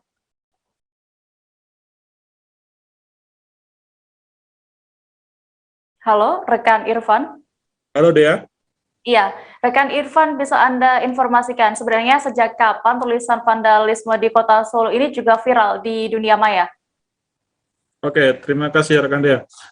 Beberapa hari yang lalu kami dari teman-teman Tribun Solo dan beberapa wartawan dari Kota Solo sempat melakukan liputan di salah satu sudut Kota Solo, tepatnya di Kelurahan Stabelan di salah satu sudut Pasar Legi Kota Solo. Nah, dari kita lihat saat itu ada sebuah coret-coret yang berisi kritikan terhadap pemerintah Kota Solo. Dan setelah kita temukan dan kita potret, akhirnya kita pulang ke restroom. Namun beberapa saat kemudian ternyata coretan-coretan tersebut hilang dan sudah berganti menjadi cat-catan tembok, sehingga kami menyadari bahwasannya coretan-coretan tersebut sudah dicat ulang oleh para petugas dari aparat Satpol PP dan sejumlah aparat gabungan lainnya. Dan setelah itu kami dijelaskan bahwasanya itu merupakan salah satu instruksi dari Wali Kota Solo, yaitu Gibran Rakabuming Raka. Demikian rekan Dea. Oke, Irfan, lalu bagaimana tepatnya respons dari pemerintah Kota Solo dan juga aparat kepolisian terkait adanya aksi vandalisme di sana? Oke, dari polisi sendiri itu menyatakan bahwasanya aksi vandalisme itu sebuah perbuatan yang tidak baik karena mereka mengatakan bahwa pemerintah menerima yang namanya kritik, namun harus disampaikan secara baik-baik. Dan aksi vandalisme itu melanggar Perda nomor 40 tahun 2015 dari Kota Solo, dan dari pihak kepolisian apabila menemukan pelakunya akan tetap mencari, namun mengedepankan terhadap aspek pembinaan dan tidak langsung pada aspek hukum. Demikian rekan Dea. Oke, lalu terkait hal ini juga, apakah masih banyak sebenarnya mural, grafiti, atau vandalisme yang bertebaran di Kota Solo, Irfan? Oke, saya sendiri tadi menemukan salah satu mural atau coret-coret vandalisme di salah satu sudut Kota Solo, tepatnya berada di sekitar Plaza Sriwedari di Kota Solo, dan itu juga sama berisi kritikan-kritikan atau kata-kata yang setidaknya kurang pantas untuk dibaca atau ditulis bahkan, dan itu masih ditemukan di sudut-sudut lainnya. Dan dari pihak Satpol PP tentu akan melakukan pembersihan dan akan mengejar siapapun itu pelakunya. Oke, Tribuners, terkait hal ini tadi rekan Irfan juga telah mendapatkan keterangan dari Wali Kota Solo, Gibran Rakabuming Raka, dan juga Kapolresta Solo, Kombes Pol Ade Safri Simanjuntak. Berikut liputan lengkapnya untuk Anda.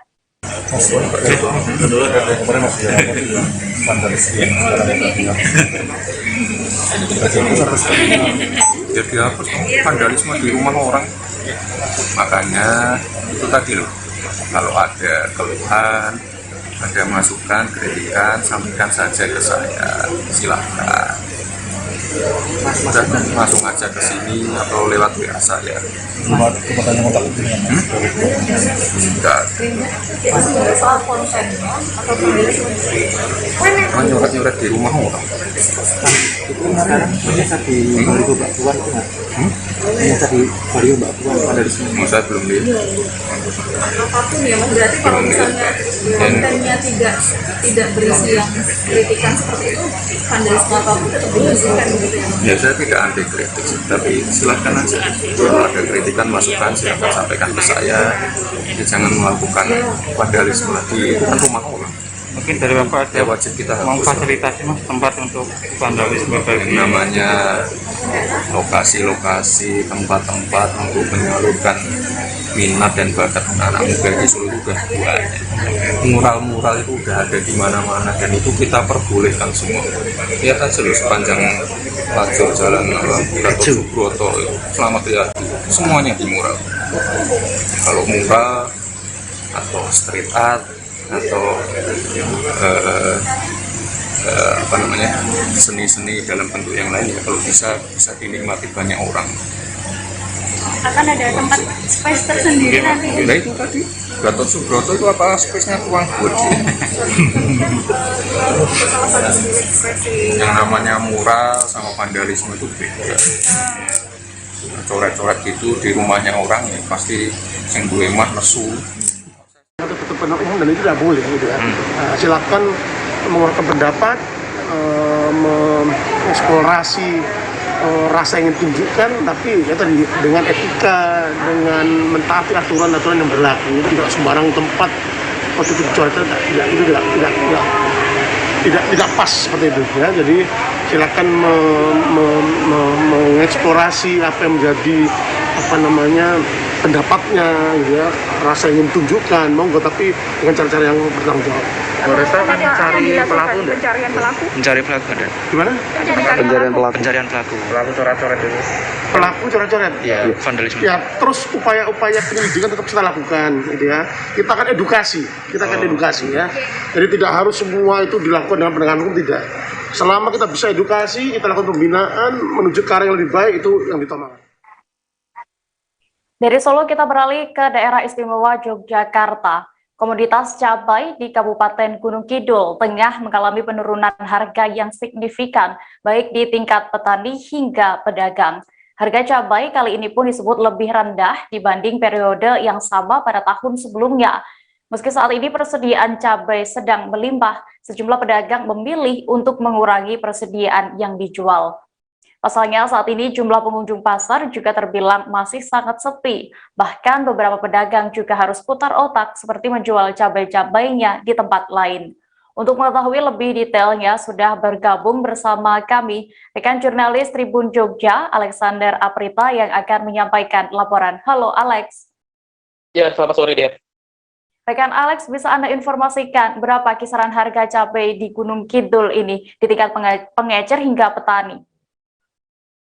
Ya, berdasarkan pantauan tim kami di salah satu pasar utama di Kota Wonosari, Gunung Kidul, itu Pasar Argosari, salah satu pedagang mengatakan bahwa kisaran harga cabai itu di kisaran mulai dari Rp10.000 sampai Rp20.000 untuk cabai rawit yang biasanya cabai rawit yang paling tinggi. Namun menurut pedagang tersebut, harga ini terbilang sangat rendah, bahkan bisa dibilang pertama kalinya mencapai harga terendah, karena ketika di periode yang sama sebelumnya, harga normalnya di kisaran antara Rp25.000 sampai Rp27.000. Kemudian dari laporan yang kami terima dari petani pun juga menyampaikan bahwa saat ini kisaran cabai rawit di tingkat petani yang kemudian diambil oleh pemasok itu kisarannya hanya di kisaran Rp6.000 per kilogram sampai Rp9.000 per kilogram, sampai ada akhirnya pemasok yang terpaksa menjual cabainya di pinggir jalan lantaran terlalu banyak persediaan yang ia miliki, namun pembelinya terbilang minim, mengingat saat ini juga daya beli masyarakat masih menurun. Demikian deh. Oke, berdasarkan informasi yang Anda himpun juga Alex, sejak kapan sebenarnya kondisi anjloknya harga cabai ini berlangsung di Gunung Kidul dan juga apa penyebabnya?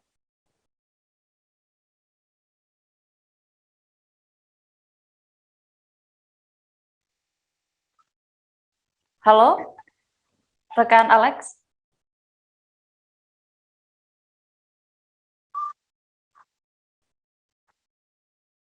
Halo, rekan Alex, bisa mendengar saya?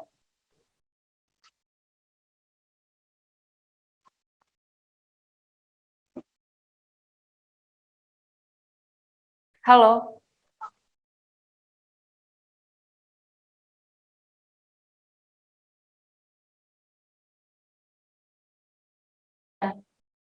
Halo? Rekan Alex bisa mendengar saya dengan jelas? Halo, dia? Iya? Apakah Anda bisa mendengar dengan jelas suara saya, rekan Alex?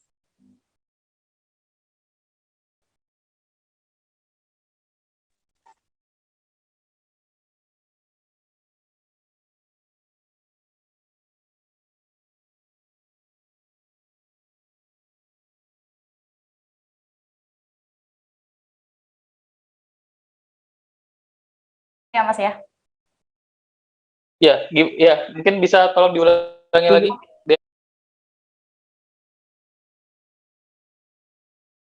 Oke, baik rekan Alex. Sebenarnya sejak kapan kondisi anjloknya harga cabai ini berlangsung di Gunung Kidul dan apa penyebabnya? Apakah sudah diketahui?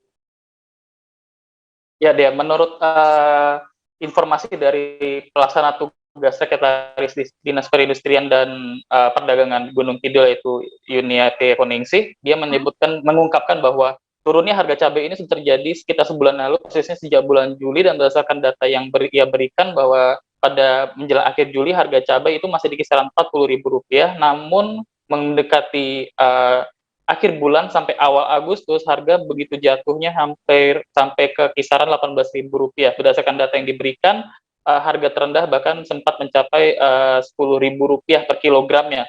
Sedangkan untuk penyebabnya sendiri dari Yuniati menilai memandang bahwa penyebabnya salah satu faktor utamanya adalah saat ini sedang panen raya cabai dari petani karena kebetulan memang sedang musimnya. Yang kedua juga tingkat daya beli sedang menurun sehingga ada ketidakseimbangan antara jumlah yang tersedia di pasaran dengan permintaan masyarakat yang ada saat ini.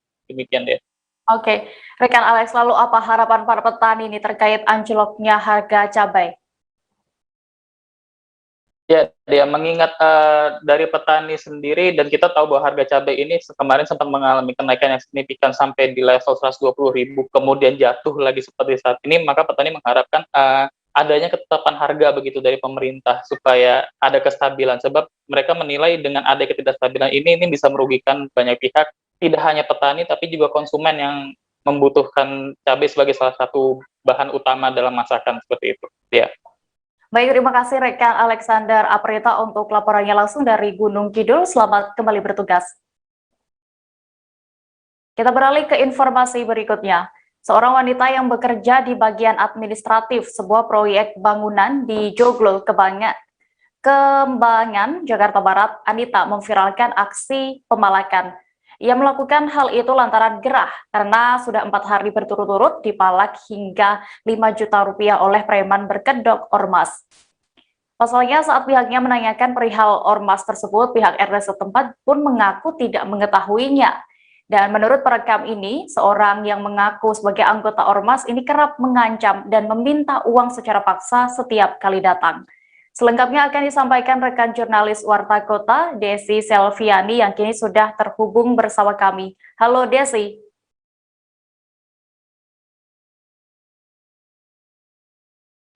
Ya, selamat sore Dea. Ya, rekan Desi, bisa Anda informasikan lebih detailnya terkait siapa sebenarnya pelaku pemalakan ini?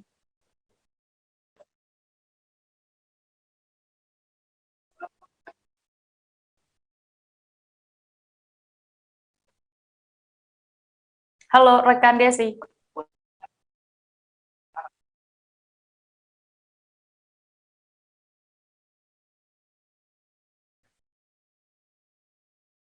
Rekan Desi bisa mendengar saya?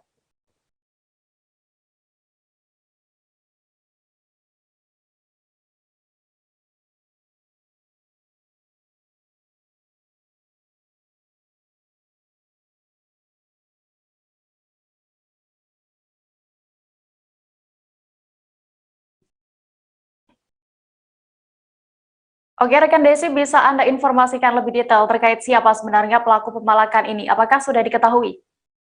Ya, pelaku pemalakan ini hasil dari polisi itu sudah ditangkap pada hari Kamis 26 Agustus ini, dan dia ditangkap di Depok, Cimanggis, Jawa Barat. Hasilnya ternyata pelaku hanya mengaku-ngaku sebagai ormas, mengatasnamakan ormas. Dia mengancam salah satu proyek di Joglo, Kembangan, Jakarta Barat dengan membawa sebuah tongkat yang menyerupai dengan senjata tajam. Pelaku ini meminta korban sejumlah uang 50 juta, sebesar 50 juta dengan ancaman apabila tidak terpenuhi permintaannya maka proyek bangunan itu akan diancam ditutup. Namun karena pihak korban menolak, pihak korban hanya menyanggupi memberikan uang senilai 500.000 kepada pelaku. Karena kesal dengan pelaku juga karena dengan ancaman, korban juga merekam video dari aksi pemerasan tersebut dan kemudian diviralkan pada hari Rabu kemarin. Begitu Dea. Oke, lalu bagaimana sebenarnya kronologi pemalakan ini bisa terjadi? Ya, jadi kejadian itu terjadi sebenarnya Selasa lalu, namun karena pihak korban baru ada keberanian ketika video itu viral, baru melaporkan pada hari Rabu kemarin dia, begitu. Oke, lalu ini juga sudah ditangkap ya pelakunya oleh pihak kepolisian. Lalu selanjutnya apa yang akan dilakukan pihak kepolisian dengan pelaku ini? Nah, saat diinterogasi oleh pihak kepolisian, ternyata pelaku itu tidak berasal dari ormas manapun. Jadi itu inisiatifnya sendiri untuk datang memeras korban dengan alasan karena tidak memiliki pendapatan tetap selama ini. Dan pelaku juga mengaku sebenarnya hanya menginginkan pekerjaan di situ sebagai pengaman atau security di proyek bangunan tersebut. Saat ini pelaku terancam hukuman 9 tahun penjara karena perbuatannya, begitu dia. Baik, Tribuners, tadi rekan Desi sudah berhasil melakukan wawancara bersama administrasi proyek yang menjadi korban pemalakan. Anita, berikut liputan lengkapnya untuk Anda. Sih Mbak, kemarin bisa sampai ada laki-laki marah-marah ke proyek ini? Ngakunya sih dia ormas dari Bendera Katolika, terus dia kesini mintain uang gitu, terus dia ngejatah 1 bulannya tuh 5 juta gitu. 5 juta? 5 juta per bulan. Udah pernah dikasih berapa kali Mbak? Belum pernah dikasih. Oh belum pernah, akhirnya nggak mau nolak? Karena dia bukan dari ormas yang resmi kayak gitu. Terhitung udah berapa kali Mbak dia minta kayak gitu Mbak? 4 kali. Udah 4 kali ya? 4 kali. Dari Jumat sampai Selasa. Berarti selama 4 kali itu dia Mbak dari pihak sini nggak pernah ngasih ya? Ditolak. Soalnya saya nggak berani ngasih. Terus akhirnya dia pernah ada kekerasan verbal atau ada pernah tadi kan ngegebrak meja segala macam ya? Itu gimana sih setiap dia nagih? Ancaman maksa atau apa? Oh maksa. Ada kata-kata kasar nggak Mbak? Enggak sih kalau kasar mah, cuma ada ancaman aja proyek kasar itu. Oh ada ancaman. Ada ancaman. Dia biasanya datang berapa orang Mbak kalau kesini Mbak? Oh selalu sendiri. Orangnya itu juga? Oke. Sebenarnya ini proyek udah berapa lama sih Mbak dibangunnya? Baru 4 bulan. 4 bulan, tapi dia baru sini sepekan kemarin ini ya Mbak? 8 bulan. 8 dia bulan. ngakunya dari ormas tertentu kan, nah saya tanya RT nggak ada ormas tersebut. Oh udah konfirmasi ke RT berarti nggak ada ormas itu ya Mbak ya? Mbak udah lapor polisi atas ancaman dan ini? Terus tanggapan polisi seperti apa Mbak? Tanggapan polisi mau ditindaklanjuti ke proses hukum. Oke. Harapan Mbak apa terkait dengan? Harapan saya sih ya semoga nggak ada lagi yang kayak gitu. Karena kan itu merugikan perusahaan saya. Oke, siap. Merugikan saya juga. Siap kalau gitu. Mbak namanya siapa Mbak? Tribuners, informasi tadi sekaligus menutup perjumpaan kita dalam live update petang ini. Jangan lupa untuk terus memperbaharui kabar terupdate lainnya di seluruh kanal YouTube Tribun Network. Dan terakhir Tribuners, lantaran masih di tengah pandemi, kami kembali mengingatkan kepada Anda untuk selalu menerapkan protokol kesehatan dimanapun berada. Mewakili kru yang bertugas, saya Diamita pamit. Terima kasih dan sampai jumpa. Jangan lupa like, subscribe, dan share ya!